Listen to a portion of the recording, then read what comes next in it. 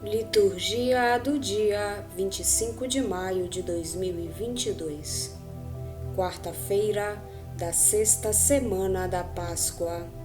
Memória de São Beda, o Venerável, presbítero e doutor da Igreja.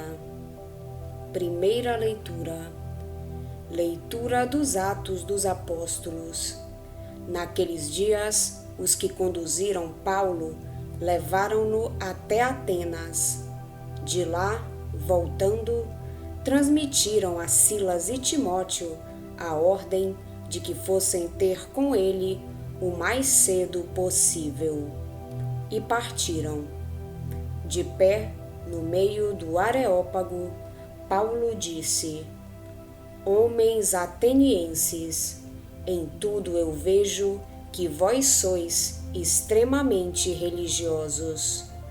Com efeito, passando e observando os vossos lugares de culto, encontrei também um altar com esta inscrição: Ao Deus desconhecido. Pois bem, esse Deus que vós adorais sem conhecer é exatamente aquele que eu vos anuncio. O Deus que fez o mundo e tudo o que nele existe, sendo Senhor do céu e da terra, ele não habita em santuários feitos por mãos humanas. Também não é servido por mãos humanas, como se precisasse de alguma coisa, pois é ele que dá a todos vida, respiração e tudo o mais. De um só homem, ele fez toda a raça humana para habitar sobre a face da terra, tendo fixado os tempos previamente estabelecidos e os limites de sua habitação. Assim fez para que buscassem a Deus e para ver se o descobririam, ainda que as apalpadelas. Ele não está longe de cada um de nós, pois nele vivemos, nos movemos e existimos.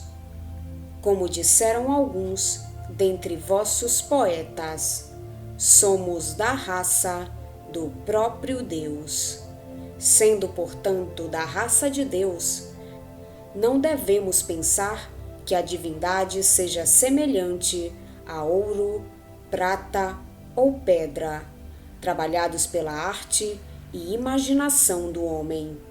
Mas Deus, sem levar em conta os tempos da ignorância, agora anuncia aos homens que todos e em todo lugar se arrependam, pois ele estabeleceu um dia em que irá julgar o mundo com justiça, por meio do homem que designou diante de todos, oferecendo uma garantia ao ressuscitá-lo dos mortos. Quando ouviram falar da ressurreição dos mortos, alguns caçoavam e outros diziam: Nós te ouviremos falar disso em outra ocasião. Assim, Paulo saiu do meio deles. Alguns, porém, uniram-se a ele e abraçaram a fé. Entre eles estava também Dionísio, o Areopagita, uma mulher chamada Dâmaris e outros com eles. Paulo deixou Atenas e foi para Corinto. Palavra do Senhor. Graças a Deus. Salmo responsorial é o de número 148. Da vossa glória estão cheios o céu e a terra. Estão cheios o céu e a terra. Estão cheios o céu e a terra. Louvai o Senhor Deus nos altos céus. Louvai-o no excelso firmamento. Louvai-o, anjos seus, todos louvai-o. Louvai-o, legiões celestiais, da vossa glória estão cheios o céu e a terra. Estão cheios o céu e a terra. Estão cheios o céu e a terra. Reis da terra, povos todos, bendizei-o. E vós, príncipes, e todos os juízes, e vós, jovens, e vós, moças e rapazes, anciãos e criancinhas, bendizei-o. Da vossa glória estão cheios o céu e a terra. Estão cheios o céu e a terra. Estão cheios o céu e a terra. Louvem o nome do Senhor, louvem-no todos, porque somente o seu nome é excelso. A majestade e esplendor de sua glória ultrapassam em grandeza o céu e a terra. Da vossa glória estão cheios o céu e a terra. Estão cheios o céu e a terra. Estão cheios o céu e a terra. Ele exaltou seu povo eleito em poderio. Ele é o motivo de louvor para os seus santos. É um hino para os filhos de Israel. Este povo que ele ama e lhe pertence. Da vossa glória estão cheios o céu e a terra. Estão cheios o céu e a terra. Estão cheios o céu e a terra. Evangelho de Jesus Cristo, segundo São João. Naquele tempo, disse Jesus aos seus discípulos: Tenho ainda muitas coisas a dizer-vos, mas não sois capazes de as compreender agora. Quando, porém, vier o Espírito da verdade, ele vos conduzirá à plena verdade, pois ele não falará por si mesmo, mas dirá tudo o que tiver ouvido, e até as coisas futuras vos anunciará. Ele me glorificará, porque receberá do que é meu, e vô-lo anunciará. Tudo o que o Pai possui é meu. Por isso disse que o que ele receberá e vos anunciará é meu. Palavra da salvação. Glória a vós, Senhor. Em Atenas, Paulo utiliza uma nova técnica para anunciar o Evangelho. Não começa por citar as Escrituras como faz entre os judeus, mas começa por referir a religiosidade dos gregos. O discurso no Areópago de Atenas é um exemplo de inculturação que não atraiçoa a originalidade da mensagem cristã. Mesmo dirigindo-se a estoicos e epicuristas, mesmo citando poetas gregos, Paulo faz um discurso de profeta, anunciando um homem ressuscitado dentre os mortos. Ainda que se insira na linha dos filósofos e dos poetas que tinham criticado a idolatria, diz o que eles nem sequer podiam imaginar. A verdade alcança-se por meio de um homem ressuscitado de entre os mortos, que também será o juiz final. isto é, o critério definitivo do bem e do mal. Um discurso tão pouco racional divide mais uma vez o auditório. Muitos afastam-se rindo cinicamente, mas alguns aderem à mensagem. Ao citar este discurso de Paulo, Lucas quer dar um exemplo de como se pode apresentar o querigma aos pagãos cultos, ou seja, fazendo uso de uma linguagem já conhecida por eles. Os resultados são sempre idênticos. Há quem acolha a palavra e há quem a rejeite. Apesar de tudo, nasce uma comunidade cristã na capital da cultura daquele tempo. Jesus, durante a sua vida terrena, não pôde ensinar muitas coisas aos discípulos, porque não eram capazes de as entender, pelo menos em profundidade. Só o Espírito Santo é o mestre interior e o guia para a verdade completa. A vinda do Espírito Santo inaugurará uma nova fase do conhecimento da palavra de Jesus.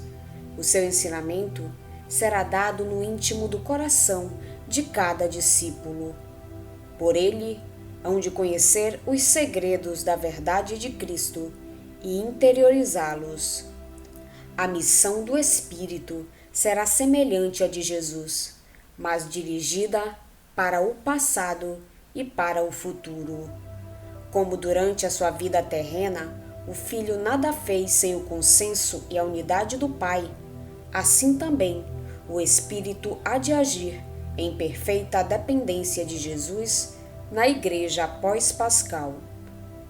O Espírito será guia na compreensão da palavra de Jesus e do próprio Jesus.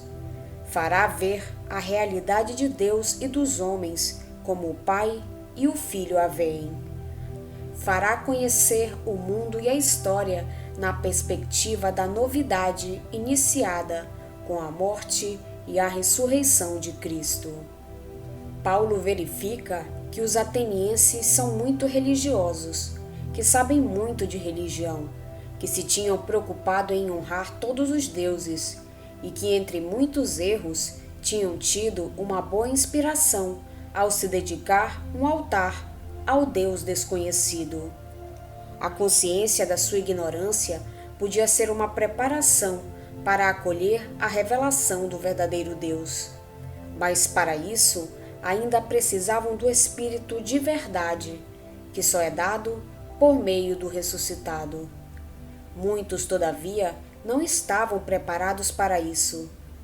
De fato, ao ouvirem falar da ressurreição dos mortos, uns começaram a caçoar, enquanto outros disseram: ouviremos falar sobre isso numa outra ocasião. Mas houve quem estivesse preparado para acolher o Espírito de verdade, concordando com Paulo. Alguns dos homens, no entanto, concordaram com ele e abraçaram a fé. Uma coisa é saber muito sobre religião e repeti-lo como uma teoria qualquer, e outra é fazer experiência de fé, tomando consciência profunda do que é ser salvo por Jesus.